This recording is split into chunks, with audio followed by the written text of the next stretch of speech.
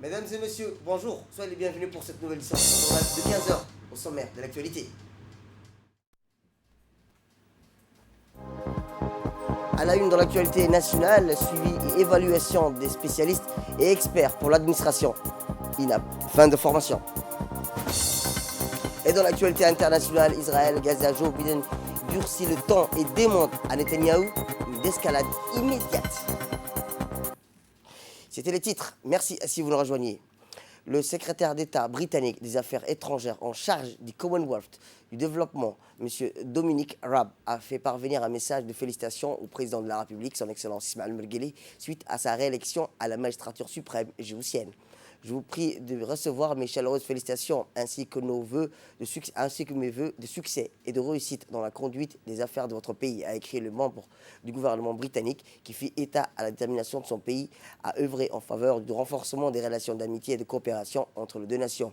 Nous sommes d'autant disposés à accroître notre niveau d'échange, de concertation avec la République de Djibouti, que nos deux pays ont partagé de nombreux centres d'intérêt et de préoccupations stratégiques communes, a-t-il poursuivi.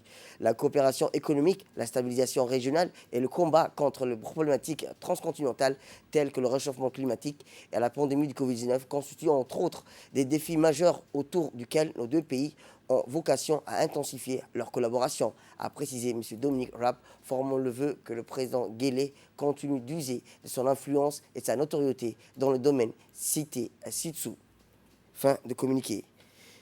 Et autre actualité nationale dans ce cas, c'est aussi le ministre du Travail chargé de la réforme et de l'administration, M. Ismaël Ibrahim Roble, qui a reçu aujourd'hui une délégation de la Confédération des employeurs de l'IGAD du bureau régional de l'OIT à Addis Abeba. La délégation était composée de M. Alexio Muzinto, directeur régional de l'OIT, Mme Hikmat Daoud, présidente de la Confédération nationale des employeurs de Djibouti et présidente en exercice de la Confédération employeur de l'IGAD, l'amélioration du dialogue social et le tripartisme au niveau régional à travers la création de la Confédération des employeurs de l'IGAD était donc à l'ordre du jour de cette réunion avec le ministre du Travail. Au cours de cette rencontre, le ministre a précisé que la République de Djibouti accorde une place importante au dialogue social, à la promotion du tripartisme. Cette nouvelle structure renforcera le dialogue social et le tripartisme contribuera de mettre en garantie la mise en œuvre de la politique nationale de l'emploi, la stabilité du marché du travail, a-t-il ajouté le ministre. Je vous le dis dans le titre, une cérémonie de fin de formation s'est tenue ce matin au Palais du Peuple. Cette formation dispensée par un expert de l'École nationale de l'administration publique du Canada est organisée par l'Association djiboutienne de l'évaluation. Les professionnels venus de l'administration ont été initiés aux outils et cycles complets, analyse, contrôle et audit, au cadre logique et au cadre conceptuel, au marketing, aux ressources humaines, au management, au suivi, évaluation et à l'examen de certification. En effet, la finalité de cette formation va permettre aux bénéficiaires d'avoir toutes les qualités, les méthodes ainsi que la maîtrise des outils requis pour assurer un bon suivi d'évaluation des projets et programmes. Cela va leur permettre un exercice dans les programmes et projets, et notamment une meilleure capitalisation et une meilleure dissémination des résultats des projets et programmes. Comme ouverture, le président de l'association djiboutienne et l'évaluation, M. Khalid Naguib, a annoncé quelques mots suivis de la représentation du PNUD. La présidente du cours, au cours de compte, Mme Ismaël Ibrahim, et le directeur général de l'École nationale de l'administration publique, et M. Simon Chabot, qui est intervenu par visioconférence. Cette formation au bénéfice des cadres de l'administration, avec l'appui financier de la PNUD, elle a vu la participation de plusieurs personnalités hauts responsables, dont le commissaire au plan chargé des statistiques, M. Amar Ali-Saïd. Une série de questions-réponses est ouverte avant la remise des certificats. Vers la gestion axée sur les résultats. Un bon nombre de programmes et de projets de développement sont assortis de volets de suivi et évaluation. Et vous savez que la Cour des comptes a un mandat large et, je ne dirais pas exclusif, mais qui est orienté vers le contrôle de la gestion des finances publiques, des entités publiques, des programmes et des projets de développement en général. Et lorsque nous intervenons, en général, nous remarquons que dans un programme de développement où un volet de suivi et évaluation a été prévu, en général, cette activité a été maigrement mise en œuvre. Et alors, c'est autant de pertes d'efficacité et de performance et de rattrapage de la mise en œuvre du programme lui-même, parce que nous nous rendons compte qu'après coup, l'action de suivi et évaluation n'a pas été effectivement mise en œuvre. Eh bien, le commissaire au plan chargé et coordinateur national de l'unité de suivi d'exécution des politiques publiques prioritaires, M. Amr Ali Saïd, a précisé que cet instrument facilite l'implémentation des politiques publiques. Le voici. C'est très louable, qui, à l'instar de tous les autres pays du monde, l'évaluation, donc, c'est une culture donc, qui est rentrée dans le mœurs et qui est également donc, un instrument qui facilite la mise en œuvre des politiques publiques. Cette évaluation ne se limite pas seulement pour le secteur public, elle est d'actualité également chez les partenaires au développement au niveau mondial, qui eux aussi ont leur propre bureau de suivi et évaluation pour voir l'efficacité de leur action dans les pays dans lesquels ils interviennent. Et bien sûr, avec la production au préalable des indicateurs pour suivre les performances.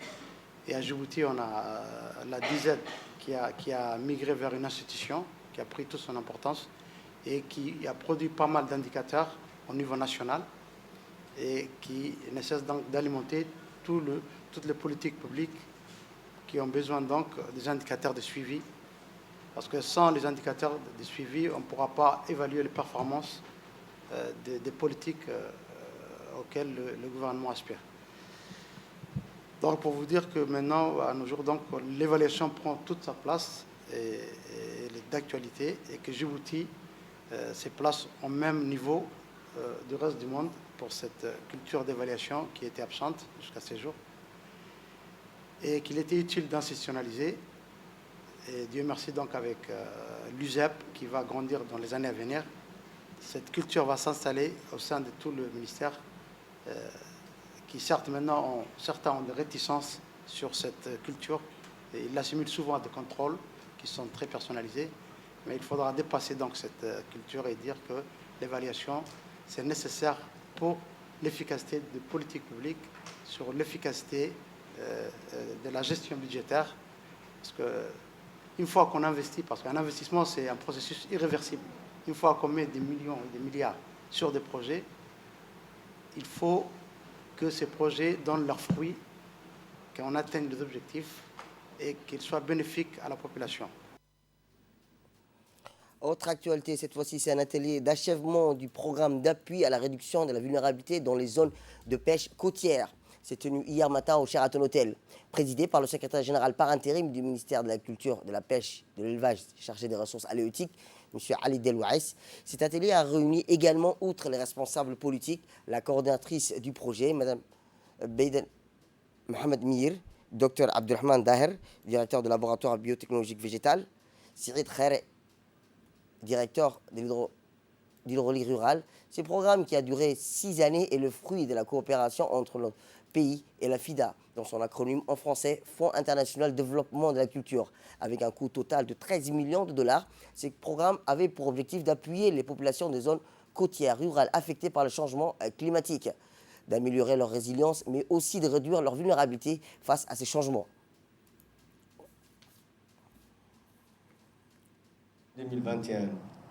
C'est un programme qui avait une dimension environnementale, une dimension de la pêche, une dimension sociale. C'est vrai qu'après les 2 premières années, la vitesse le programme a pris une vitesse de croisière et nous avons atteint en partie les objectifs du programme.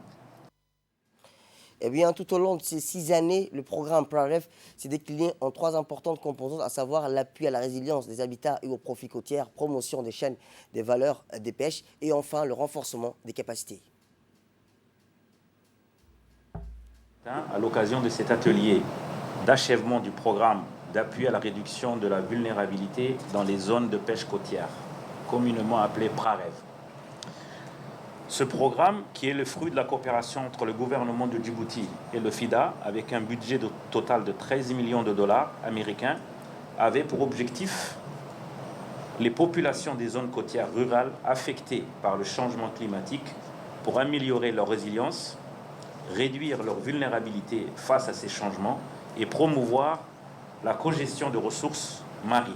Cet atelier qui nous réunit aujourd'hui n'est rien d'autre que l'occasion pour nous tous de discuter et de débattre des résultats et réalisations du programme PRAREV. Je suis convaincu qu'avec l'implication de tous, cet atelier permettra de dégager des éléments essentiels pour orienter le ministère de l'Agriculture et plus particulièrement la direction de la pêche dans l'identification des voies et moyens les plus efficaces pour pérenniser les acquis du programme PRAREV. Autre cérémonie de signature de convention de partenariat entre l'entreprise Interclean Energy et l'Agence nationale des personnes handicapées a eu lieu ce matin au siège de l'ANPH. La signature a eu entre le directeur général de l'ANPH, M. Doual Saïd Mahmoud, et le gérant de l'entreprise Interclean Energy, M. Rachid Ali. L'entreprise Interclean Energy, qui est une entreprise qui verrouille et charge en même temps un vélo électrique, qui va s'investir et mettre en place des outils et des vélos électriques pour améliorer la vie des handicapés à Djibouti. Cette cérémonie de signature a vu la participation de la directrice de l'insertion sociale et la réhabilitation, Mme Choukri Hachin, la directrice de la communication, Moula Aboubakar, et les responsables de cette agence.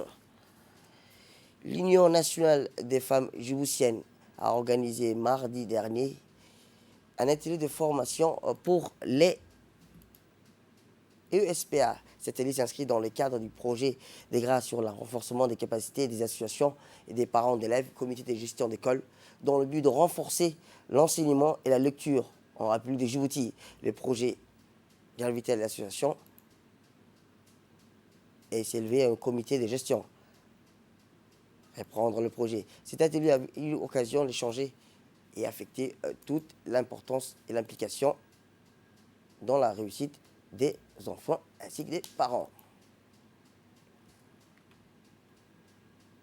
Et dans l'actualité internationale, Israël, Joe Biden durcit le ton et demande à Netanyahou une escalade immédiate. L'aviation israélienne a encore frappé les résidences de plusieurs dirigeants du Hamas, tandis que de nouvelles roquettes ont été tirées vers Israël par le groupe armé de Gaza au 11e jour d'un conflit qui a fait au moins 227 décès côté palestinien, dont 64 enfants, 12 morts côté israélien. L'armée israélienne dit étudier le moment opportun pour un cessez-le-feu. Et le Premier ministre israélien Benjamin Netanyahou s'est dit déterminé à continuer cette opération jusqu'à son objectif, rétablir le calme et la paix.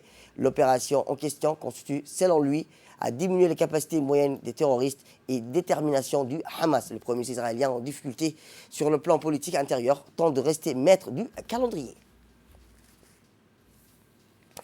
C'est la fin de cette édition. Merci à vous de nous avoir suivis. Restez avec nous pour suivre nos programmes télévisés et bon week-end à vous.